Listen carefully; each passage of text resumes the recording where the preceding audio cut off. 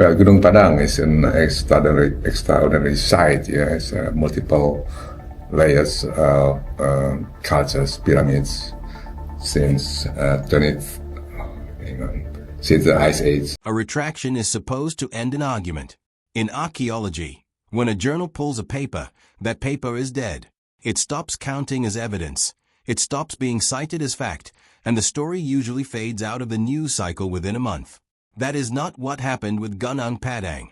In March 2024, the journal Archaeological Prospect Ion formally withdrew a study claiming that a hill in West Java concealed a buried pyramid more than 20,000 years old. By every normal measure, that should have been the final word. Instead, the researchers behind the original claim never stopped working the site. Government officials in Indonesia have signaled fresh interest in funding new studies there, and the argument over what is actually buried under that hill has quietly become one of the longest-running disputes in modern archaeology. This is the story of why a supposedly closed case refuses to stay closed. Start with the hill itself, because everything that follows depends on understanding what is, and is not, in dispute. Gunung Padang sits in the highlands of Chanju Regency, roughly 885 meters above sea level, on the remains of a long-extinct volcano. Its surface has been reshaped for centuries by weathering, plant growth, and human effort. Today the hill is covered by 5 stone terraces stacked on top of one another, reached by a staircase of close to 370 steps that climbs nearly 100 meters from the valley floor. Thousands of long, naturally hexagonal columns of andesite and basalt, volcanic rock shaped by the way lava cools and cracks, have been gathered and stacked into retaining walls, platforms, and paths. Spread across more than 3 hectares, it is the largest megalithic complex anywhere in Southeast Asia. Local Sundanese communities have treated it as sacred ground for generations, and folklore ties it to a legendary king who supposedly tried and failed to build a palace there in a single night. None of that is controversial. Every archaeologist who has examined the site agrees the visible terraces are real, that the stonework on the surface was arranged by human hands, and that people used this place for ceremony long before written history reached the archipelago. What tourists climb today is authentic, uncontested archaeology. The disagreement was never about what sits on top of the hill. It is about what might be buried inside it. For most of the 20th century, the working theory was fairly ordinary. Prehistoric communities built the visible terraces on top of a natural volcanic hill, likely as part of a wider regional tradition of stepped ceremonial sites known in Indonesian archaeology as Punden Berundak. Estimates for when construction began varied, with some researchers pointing to roughly 2500 BC and others suggesting the site grew gradually over centuries, but the consensus generally landed somewhere in the range of a few thousand years old. Under that framework, Gunung Padang was impressive but not mysterious, one of the best preserved examples of a monument-type archaeologists already understood. That framework started to crack in 2011, when a team led by Indonesian geologist Danny Hilman Natawijaya began systematically scanning beneath the hill instead of simply excavating from the surface. Natawijaya, affiliated with Indonesia's National Research Agency, assembled a group that eventually grew to include architects, philologists, astronomers, and archaeologists working with government support and, according to Indonesian press coverage, a notable degree of interest from the highest levels of government. His fascination with the site actually predated that formal survey by close to a decade. Years earlier, his early claims about its potential age had already caught the attention of then-President Susilo Bambang Yudhoyono, who created a task force to study the hill with Natawijaya as a member. That early backing gave the eventual findings an unusual amount of institutional weight before a single peer-reviewed word had been published. The team's toolkit was not exotic. They used ground-penetrating radar to map subsurface layers, electrical resistivity tomography to detect changes in density and moisture underground, and seismic tomography to build a 3-dimensional picture from how vibrations moved through the earth. They backed all 3 methods with core drilling, physically pulling up cylinders of rock and soil so the scans could be checked against real material. None of these are fringe instruments. They are standard tools in mainstream archaeology, civil engineering, and geology, used precisely because they let researchers map what is underground before committing to a full excavation. A landslide partway through the project also exposed a section of material that had not been visible before, which the team later cited as physical confirmation of an earlier, deeper construction layer they had not been able to sample directly until then. What the surveys appeared to show was that the hill was not uniform. It seemed to contain several distinct underground layers, each with different density, different resistance to electrical current, and different seismic behavior. The team organized this into 4 proposed units. Unit 1 was the visible terraces everyone already knew. Unit 2 described buried stone arrangements just beneath the surface. Unit 3 pointed to deeper formations that the team argued showed signs of deliberate shaping. Unit 4 described the natural volcanic core of the hill itself, argued to have been partially sculpted before anything was built on top of it. If the interpretation held, this was not one monument built at one time. It was potentially several structures stacked across an almost incomprehensible span of history. That interpretation went public in October 2023, when Natawidjaja and 11 co-authors published their findings in Archaeological Prospectation under the title Geoarchaeological Prospecting of Gunung Padang, Buried Prehistoric Pyramid in West Java, Indonesia. The paper proposed that construction of the deepest layer may have begun somewhere between roughly 25,000 and 27,000 years ago. For comparison, Göbekli Tepe in Turkey, widely regarded as among the oldest monumental structures known to exist, dates to about 11,000 years ago. Stonehenge is roughly 5,000 years old. Egypt's earliest pyramid is under 4,700 years old.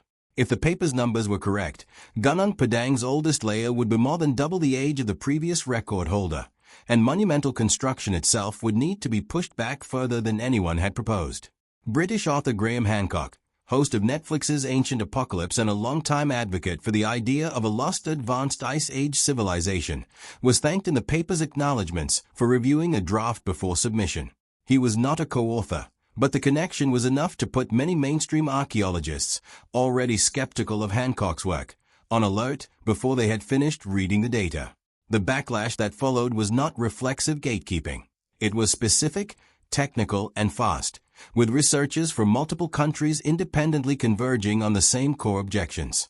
Flint Dibble, an archaeologist at Cardiff University, argued publicly that while the raw data the team gathered was legitimate, the conclusions drawn from it were not supported, and he questioned whether the deepest material was shaped by people at all, since there were no clear tool marks and loose volcanic debris can naturally settle into patterns that look organized after tens of thousands of years.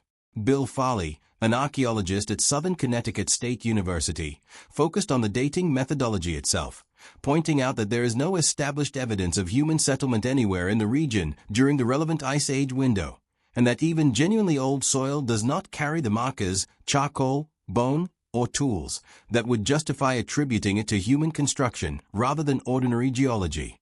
Indonesian archaeologist Harry Truman Simanjuntak was similarly blunt, describing the pyramid interpretation as the kind of conclusion reached when someone goes looking for evidence to fit an idea rather than letting the data lead. Melanie Kirchhoff-Bonatz, an archaeologist at Humboldt University who has worked extensively in Indonesia, noted that ceramic evidence from the site's upper layers pointed to human activity as early as the 12th or 13th century, while any claimed older presence still had nothing datable to support it. Their objections converged on 3 connected problems.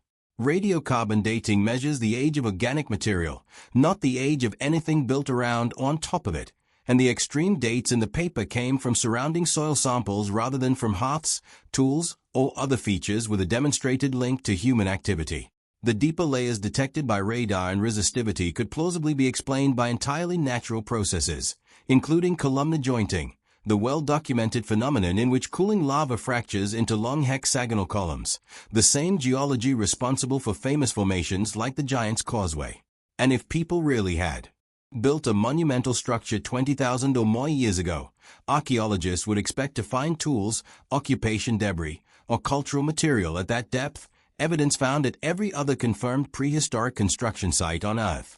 For Gunung Padang's deepest proposed layer, that evidence was essentially absent. Archaeological Prospectation opened a formal review, and in March 2020 for the journal's editors, working with the publisher, retracted the paper. Their stated reason was narrow and specific. Radiocarbon dating had been applied to soil with no demonstrated connection to human activity, and the paper's central claim was not supported by the evidence presented. Natawidjaja and his co-authors did not accept the decision quietly. In correspondence made public afterward, they argued that the review had focused narrowly on the radiocarbon issue while setting aside more than a decade of geophysical surveys, drilling, trenching, and geological fieldwork that, in their view, still pointed towards something worth investigating. They submitted a formal rebuttal with supplementary data. The editors were not persuaded, and the retraction stood. Natawidjaja has continued defending the work publicly since, framing Gunung Padang as an open scientific question rather than a settled one, and has reportedly invited independent researchers to visit the site and test the findings themselves. That refusal to let the matter drop is exactly what has kept the debate alive through 2025 and into this year. Indonesia's government has shown renewed appetite for supporting further study of the site, with officials in the Culture Ministry signaling interest in backing new fieldwork that could finally deliver the kind of dating evidence critics said the original paper lacked, tied directly to unmistakably human material rather than surrounding soil. Some of the original research team have also pushed to reframe the conversation itself, arguing that Gunung Padang does not need an Ice Age civilization attached to it to be worth serious attention, and that its confirmed, undisputed layers already make it an important and understudied site. Strip away the headlines, and both sides actually agree on a surprising amount. Nobody disputes that Gunung Padang is a genuine, significant archaeological site, built by skilled people, for a real ceremonial purpose that local communities still honor. Nobody disputes that most of the hill has never been excavated by hand using traditional methods rather than remote scanning.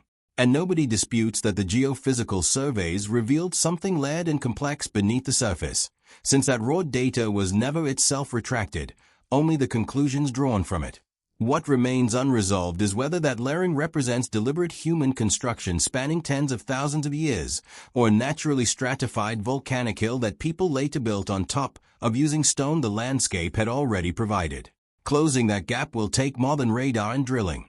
It will take wide, methodical excavation trenches rather than narrow core samples, clear stratigraphy separating natural volcanic layers from human ones, and dating tied directly to unmistakably human features rather than surrounding dirt. It will also take independent teams with no stake in either outcome, examining the same ground and reaching their own conclusions. A retraction is not necessarily the end of a scientific question. It is a correction to a specific set of conclusions that outran the evidence supporting them. The underlying puzzle, why those deep layers behave the way they do on a radar screen and a resistivity map, was never actually solved, only ruled premature to publish as established fact, which is not the same thing as being proven false. Until someone puts a shovel exactly where it needs to go, both possibilities remain technically alive, even if only one of them currently has the evidence to support it. The paper got retracted. The mystery, as the researchers who refused to let it go keep insisting, did not.